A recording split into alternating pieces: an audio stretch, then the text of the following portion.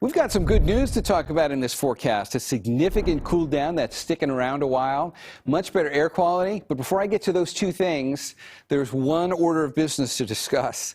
Chance of a light shower moving through central California this morning, a very weak little system that came up through Monterey County in the overnight hours. It's going to try and drop a drop of rain in the Central Valley. I don't have any rain in our forecast from that. But what you are going to notice are the clouds today. Just a few high clouds. You'd really have to be a cloud watcher to even notice this stuff. But if you happen to see them out there today, that's what it is. It's also part of the way we're going to do this cool down. Speaking of which, this cool down is going to be prolonged. It's sticking around for a while. And there's a couple of dates here that are going to stand out more than others. We'll start out by taking a look at the big picture here. This is the 7-day forecast for the inland East Bay, and we're looking at the Tri-Valley back here behind me, as well as the communities up and down 680.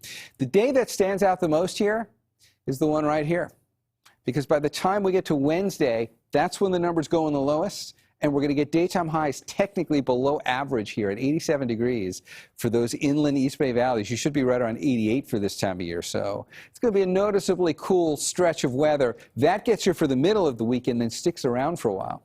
We're not there yet, but we have already started the cool down in a big way. If you take a look at the numbers for today, we'll go 93 in Livermore, Concord 93. San Jose will go to 84.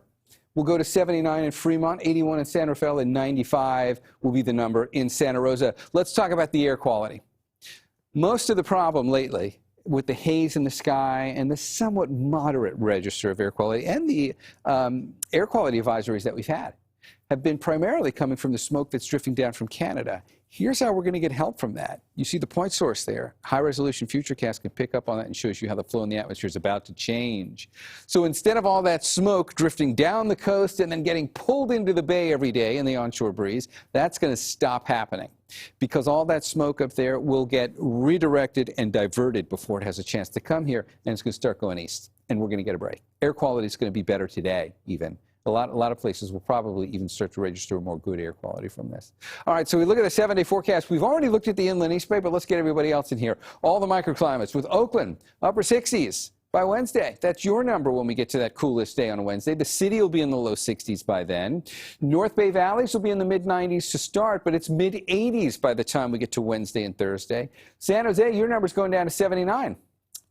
I mean, 81, 82 would be the average there this time of year. So it's going to be nice to see the temperatures here not only get down to the 70s, but stay there. The whole rest of the 7-day forecast staying in the 70s. And those warmest microclimates, the inland East Bay, you'll get down to the mid-80s by Wednesday. You might have to moderate back up to the upper 80s, but it's still going to be mid to upper 80s for pretty much the entire second half of this 7-day forecast.